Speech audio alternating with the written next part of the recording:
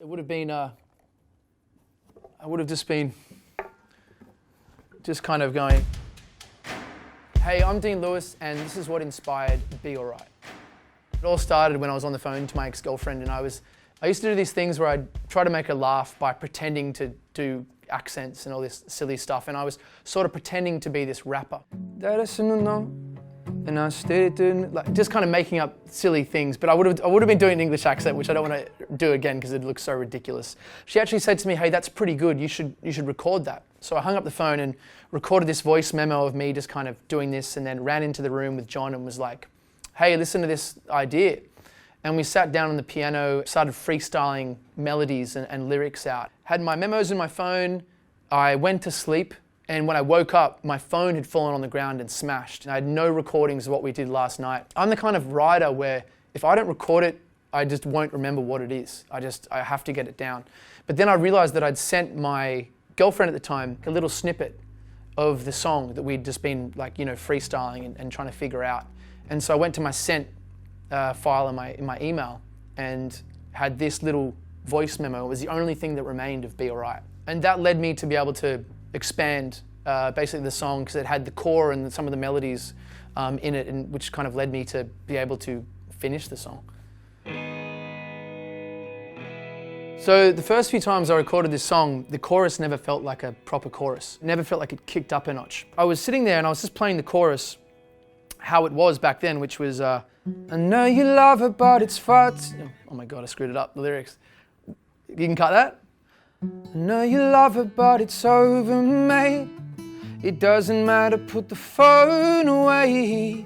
It's never easy to walk away. Let her go, it'll be alright. And you can notice there, like the let her go it never took off, it never sailed. And I was sitting there by myself and I literally just took the capo up took it up a key, and all of a sudden I played it for the first time and the chorus actually felt like a chorus. And it sounded like this. I know you love her, but it's over, mate. It doesn't matter, put the phone away. It's never easy to walk away. Let her go, and it'll be alright. And then I knew that I had it, and we recorded it the next day like that. And that's the recording that you hear. I know you love her, but it's over, mate. It's always a risk when you use the word mate or something super Australian in the song, but it's something that I never thought about, because when I'm writing it, I just want it to be good. And I actually recorded a line as an alternate, and then when I heard it back, I felt really gross and was like, this is not right. So we just killed it there.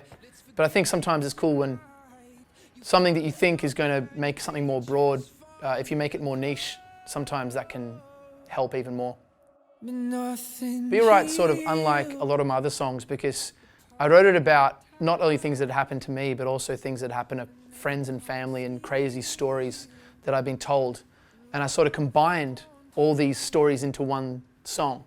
But it's centered around me seeing a message on an ex-girlfriend's phone. Another thing that people probably don't realize is that, and it's quite hard to do, and I guess I didn't plan this, but it's very sad. There's also a lot of hope in this song, which I think is something that's kind of, I don't think I've done it since.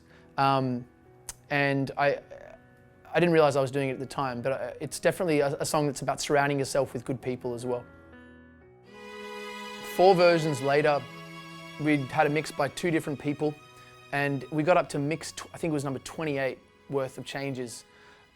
This is combined with, me and my friend Dylan, who did a lot of additional production on this song, sitting in a room for weeks, we added everything from we had the acoustic guitar, but we recorded bass notes of the acoustic guitar because we felt like things were missing in the middle, and we affected them differently. We worked on the drum sounds for so long. It was unbelievable, getting the reverbs right and stuff like that. And I'm a bit of a weirdo with this stuff, because I don't want it to sound like it's just copy and paste. I want it to feel like it's progressing and that it's real and raw. And eventually we got it right.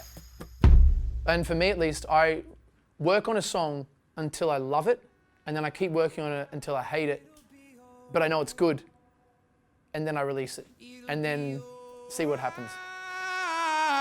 It'll be alright. See you, Linda. Hey, so nice to meet you. I'm gonna follow you. Follow me back. Okay. Don't let me down. Don't let me down.